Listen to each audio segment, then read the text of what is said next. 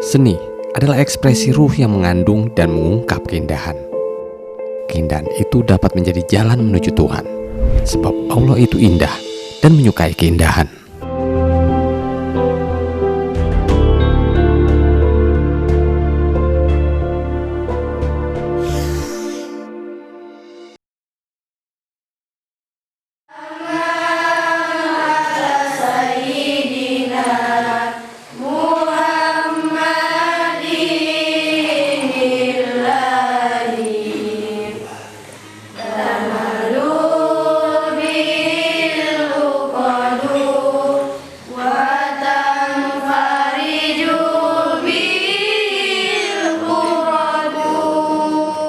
Assalamualaikum warahmatullahi wabarakatuh.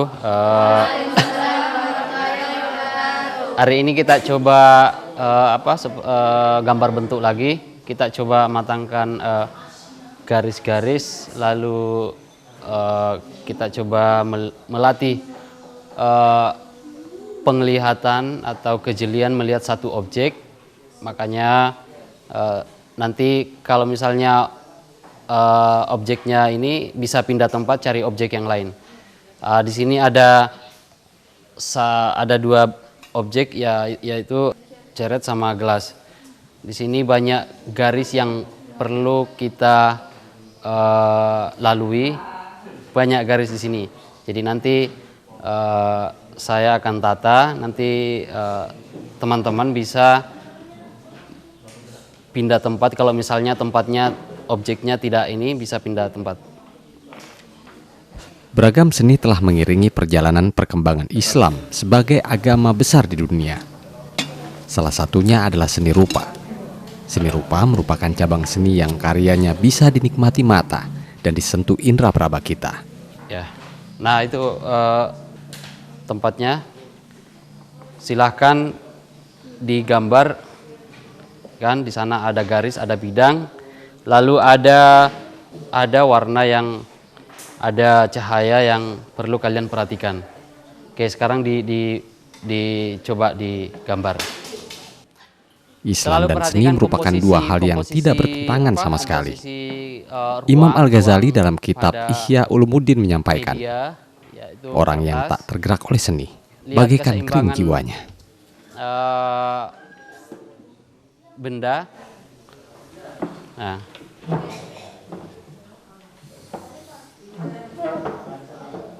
Seni menjadi salah satu media menuju ilahi dengan menempuh jalur yang dinamakan cinta. Tidak terlalu besar, tidak terlalu kecil. Hal itu pula yang dipahami seniman sekaligus santri Pondok Pesantren Kaliopak, Bantul, Yogyakarta yang tengah mengabdi di tanah kelahirannya di Mamuju Tengah.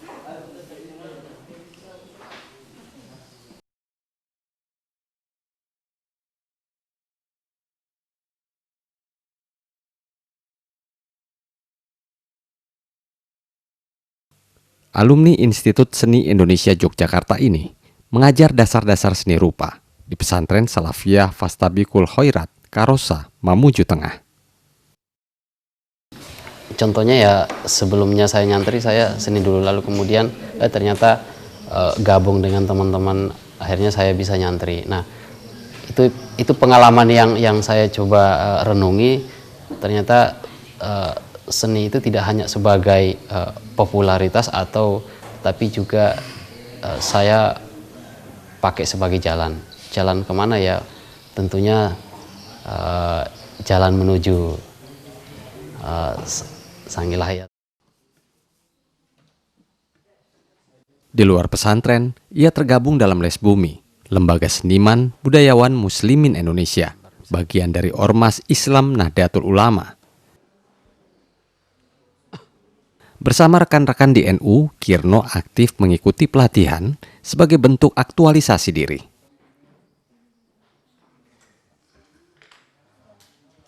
Ulama besar seperti Quraisy Shihab pernah menyampaikan, seni Islam tidak harus berbicara tentang Islam atau dalam bentuk kaligrafi ayat Al-Quran.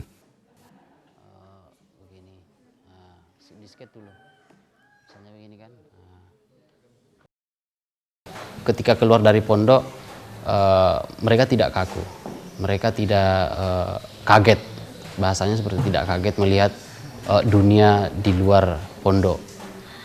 Dan kemudian tentunya kreativitas mereka bisa lebih kaya lagi.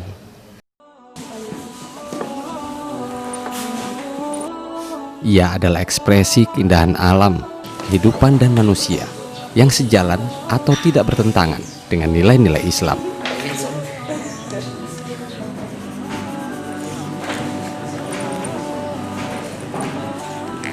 Islam hanya tidak menyetujui seni yang melemahkan akal dan membangkitkan selera rendah. Wallahu a'lam bishawab.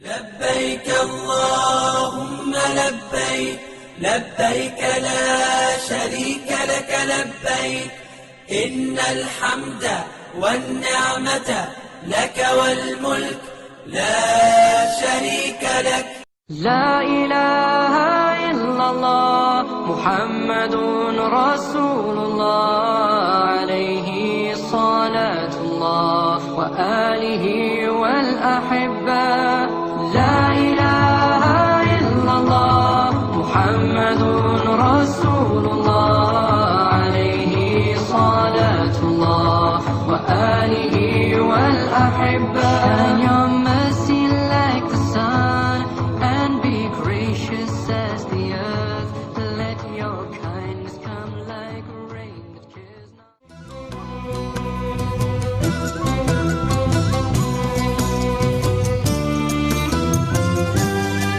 Islam mewariskan banyak nilai seni dalam sejarah perjalanannya. Agama ini tak melarang seni, namun justru banyak seni yang diislamisasikan.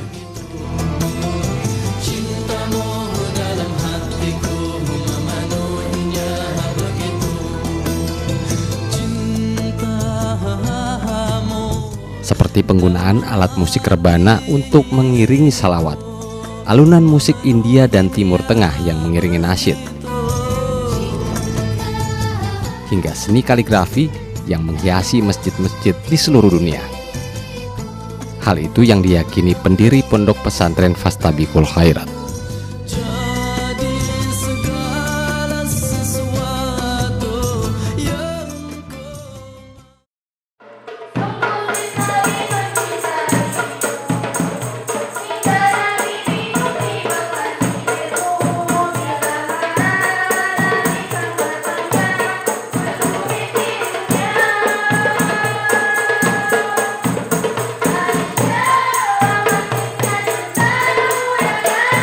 Beragam seni diajarkan ke santriwan-santriwati untuk membentuk karakter mereka. Seni musik dan suara melatih kelembutan jiwa, memberi semangat serta motivasi lewat keindahan nada.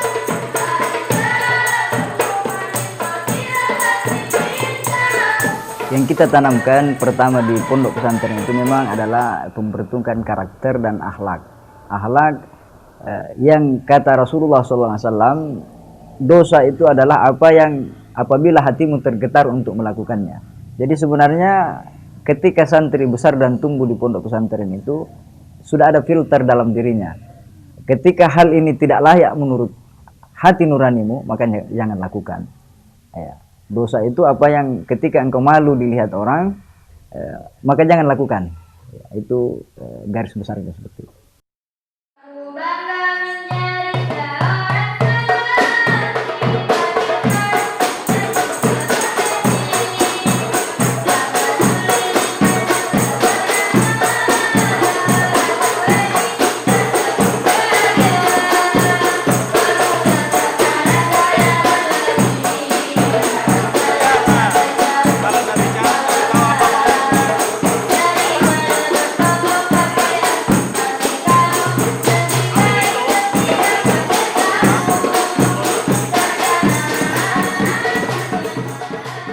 Seperti diriwayatkan Imam Muslim, Ahmad, dan At-Tirmizi, Rasulullah Shallallahu Alaihi Wasallam pernah bersabda, sesungguhnya Allah itu maha indah dan mencintai keindahan.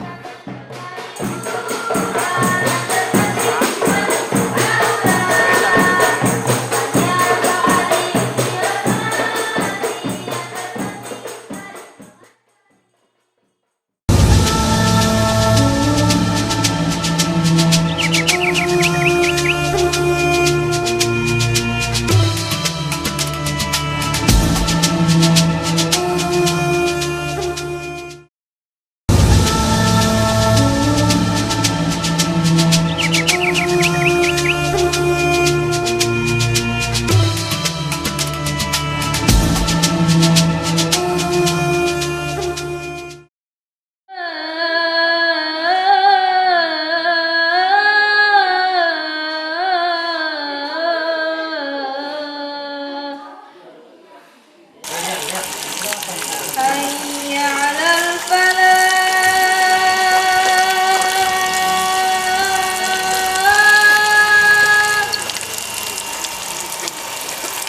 حي على الفلاح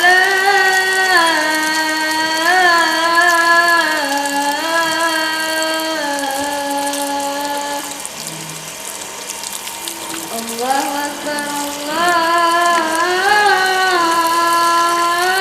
الله أكبر لا إله إلا الله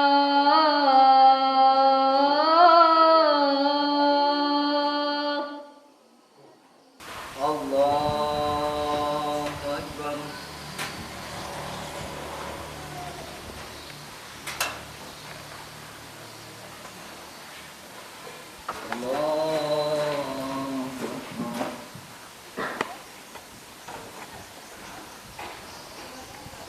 الله أكبر. السلام عليكم ورحمة الله.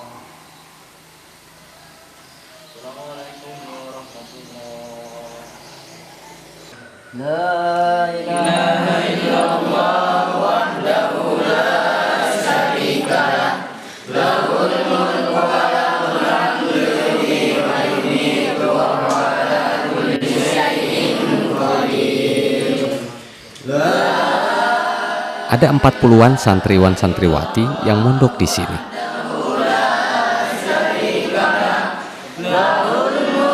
Usia mereka antara 10 hingga 15 tahun, berasal dari sekitar lingkungan pondok.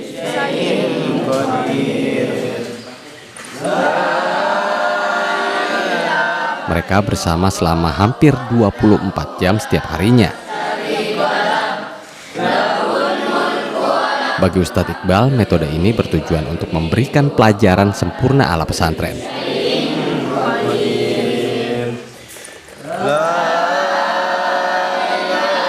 Pondok pesantren adalah gambaran mini masyarakat.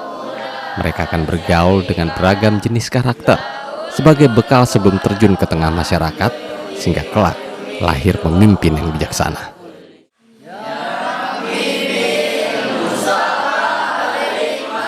Meski begitu, antusiasme yang tinggi tak bisa dibendung. Sehingga setiap sore ada saja anak-anak warga sekitar yang ikut belajar di pesantren ini. Sebagai toladan bahwa sebenarnya kita ini memiliki banyak ulama-ulama yang bisa kita jadikan contoh, yang istiqamah, yang tawadu, yang fokus betul-betul mencari ridha Allah SWT, bukan karena popularitas, bukan karena apa. Di antaranya seperti ulama-ulama kita dari NU, ya, yang tidak memikirkan kepentingan pribadinya, seperti Kiai Mustafa Bisri, ya, Profesor Dr. Quraish Shihab, ya, Tuan Guru Bajang. Ini adalah ulama-ulama NU yang dicaci maki pun, dipuji dan dicela pun sudah biasa baginya. Dia mengorbankan kepentingan ego pribadi demi keutuhan umat, bahkan bangsa Indonesia, bahkan sebagai rahmat bagi seluruh alam. Jadi harapan saya santri menjadi mediator atau mediasi, di mana dia bisa mewarnai masyarakat yang plural. Ya.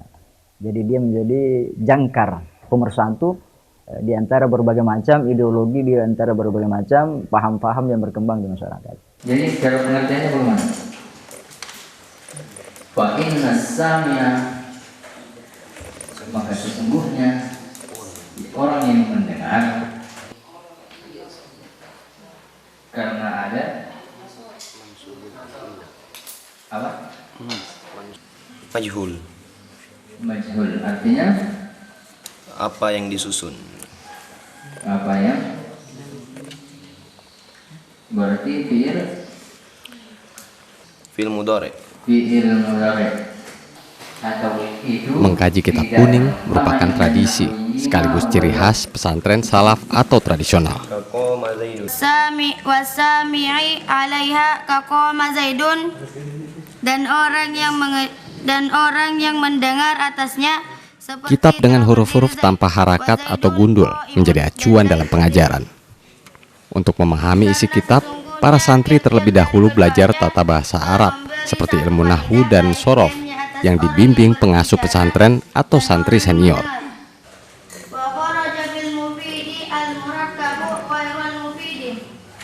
atas ini bukan disebut lafaz karena tidak dikeluarkan. Penyebutan kitab kuning merujuk pada karya-karya pustaka ulama klasik di Jazirah Arab yang kebetulan saat itu dicetak pada kertas berwarna kuning dan dipertahankan hingga kini.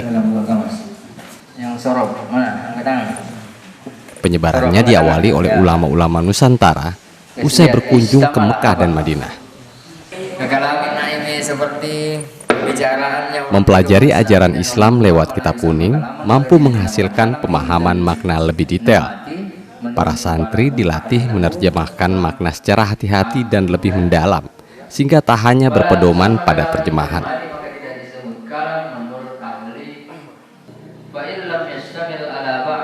Bagi santri, memahami keterangan dari kitab ini sama halnya mengaji ke ulama penulis kitab. Santri pun menyadari sulitnya ijtihad langsung dari teks Quran dan hadis tanpa memperhatikan keterangan ulama. Yang pertama, fi'lun wa fa'ilun, yaitu fi'il dan fa'il. Wa kullu fa'ilin marfu'un, dan tiap-tiap fa'il maka ia dirofa. Wal misalus tsani, dan contoh yang kedua, mubtada'un wa khabarun, ia adalah mubtada' dan khabar. Wa kullu mubtada'in marfu'un bil ibtida'i. Dengan begitu, mereka akan lebih bijaksana menyikapi persoalan dalam perbedaan pemahaman. Kullu khabrin marfu'un bil mubtada'i.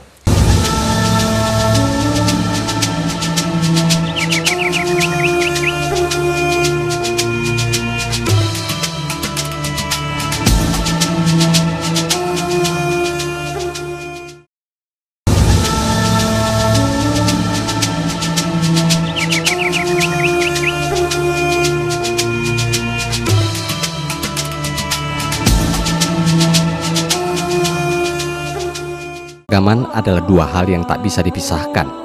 Begitupun dalam kehidupan berbangsa dan bernegara. Rasul mencontohkan ketika membangun Madinah, di mana di sana juga ada umat Yahudi, Nasrani, Majusi, bahkan kaum yang menyekutukan Tuhan. Namun mereka disatukan dengan semangat bahwa cinta tanah air adalah suatu kewajiban. Maka ketika memimpin Madinah, agama-agama yang ada berdampingan dengan harmonis.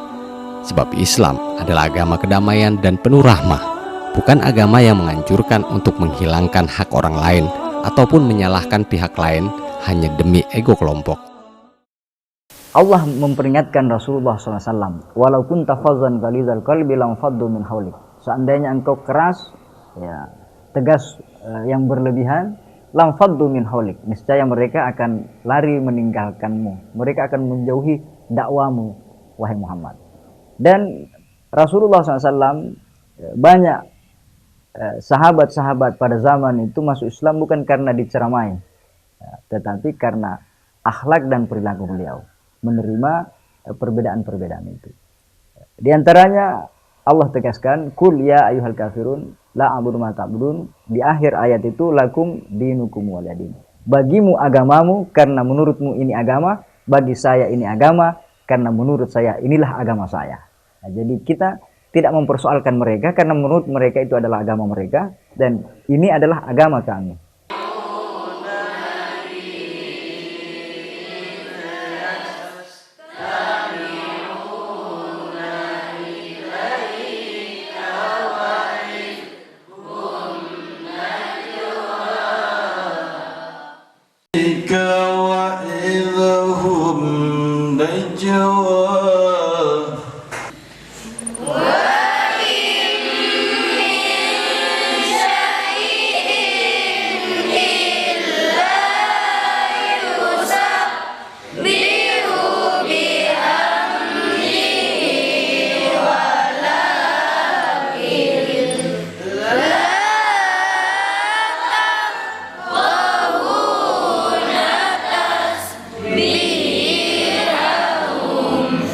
Rahmatan lil alamin adalah esensi ajaran Islam yang dibawa Nabi Muhammad. Nilai-nilai dalam kitab suci Al-Quran bersifat universal, mencangkup hubungan dengan Sang Pencipta, sesama manusia, dan lingkungan sekitar atau alam.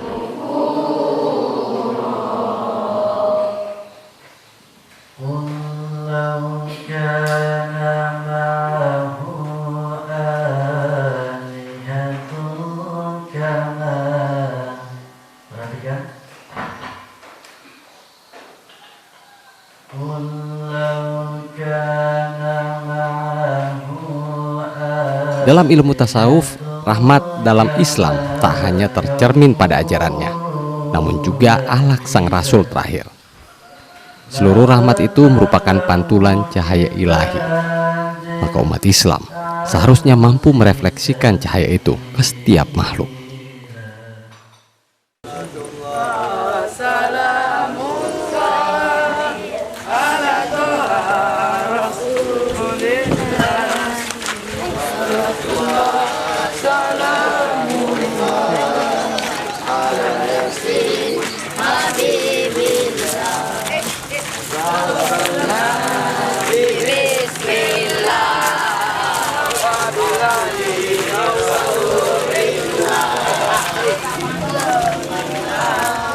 Menjadi pembawa pesan rahmatan lil alamin yang peduli sesama, memberi warna indah pada goresan ilahi di muka bumi.